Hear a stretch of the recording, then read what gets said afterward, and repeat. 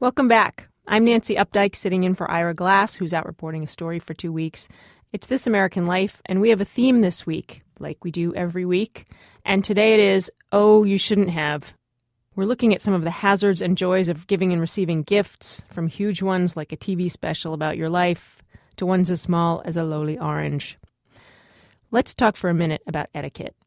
I think there's something almost un-American about etiquette. I know there are people who will disagree with me on this, but I think for a lot of Americans, the idea that there are rules out there about the proper way to behave, rules more elaborate than just common sense, seems pretentious, European, like one more thing we fought the British to be free of. Not that we're rude, we just don't like to be fancy. Meantime, we're full of immigrants from much older, fancier countries. Nazanin Rafsanjani was born in Iran, grew up in Minnesota, and she's steeped in both worlds. She still has family in Iran she goes to see. She's got her family here. But then American friends. She went to school here. Her husband is American.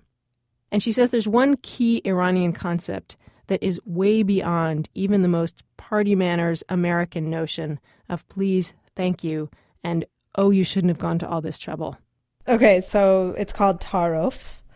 And it's basically this like social custom of never saying what you want and offering things to people that you may or may not really want to give them. What happens like millions of times a day in Iran probably is that you go to someone's house and, they say, are you hungry? What can I get you? Do you want some tea? Do you want some fruit, cookies? And you say, no, I'm just here. I just want to see you. I'm not here for any of that stuff. I'm not hungry. I don't want any tea. And they're like, no, you have to have some tea. You have to have some fruit, just one orange. Just have an orange and an apple. So like you may or may not want the tea. You may really want the tea. They may be like on their way out the door and not expecting you and not want you at all to stay for tea or fruit or anything. But it doesn't matter. They've come out of their kitchen with a giant bowl of fruit, which every Iranian has. And you're like, no, I don't want anything. I'm just here to talk for a second. Please, no. And there may be like some physical altercation where they're like grabbing your hands as you like try to put fruit on their plate. And what I see happen a lot is that the person who the food and tea is being forced on will like take a sip of the tea or peel the orange and like eat a slice and leave the rest on their plate. Because if you eat the orange, then they have to start taarofing again.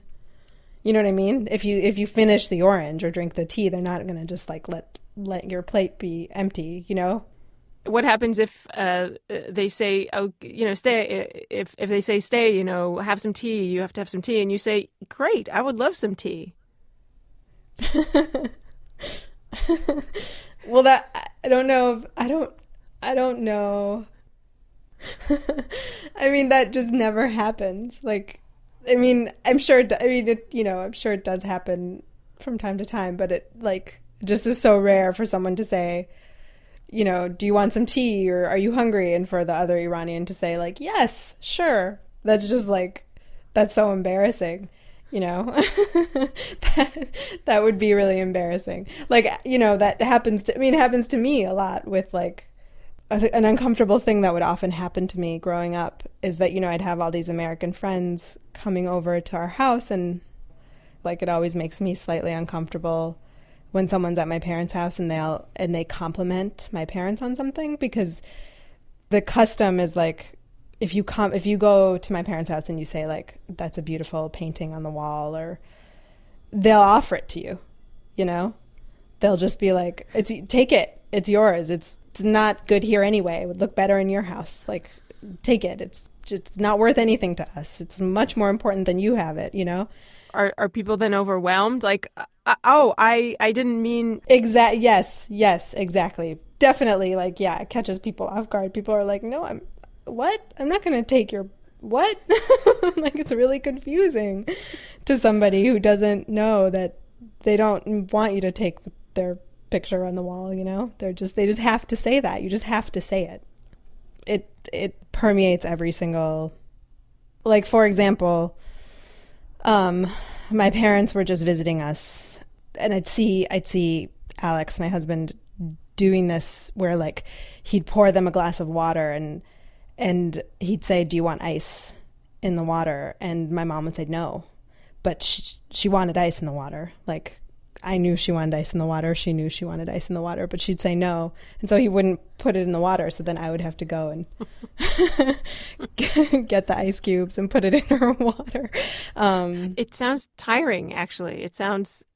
Yeah, it's really I mean, like, when I describe it to people, it's really time consuming because it's not just, it's, you know, this happens like in Iran when I, like, you go into a store and you're going to buy, I think we were buying dried fruit or something, and you take what you want up to the counter and you go to pay, and they say, the store owner says, you know, like, it's worthless. This is worthless. You shouldn't even, like, it's worthless to you. Like, your value is so much more than this thing that you're trying to buy. And then you have to say, no, really, like, how much is it? And then they say, like, no, just take it. Just, you know, just, you shouldn't have to pay for it. And you're like, no, please tell me how much it is.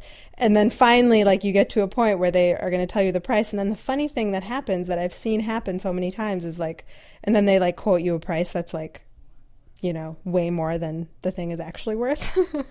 So then you have to shift. So it flips. It flips completely and becomes a bargaining session.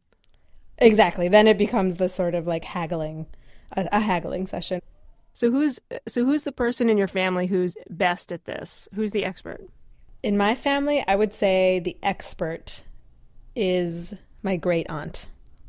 She will wear you down. Like, you'll say no, and you'll really mean no, you know. She'll be like, no, I'm not hungry. And she just gives, you know, puts the food in front of you, or, like, to the point of, like, I don't know if this is going to translate, but I would, like, wake up in the middle of the night and see her in my room about to put, like, a blanket over me, even though I told her a million times, like, I'm not hot. I don't get hot. Please don't put a blanket over me. And she would just, like, come in the middle of the night and throw a blanket over me.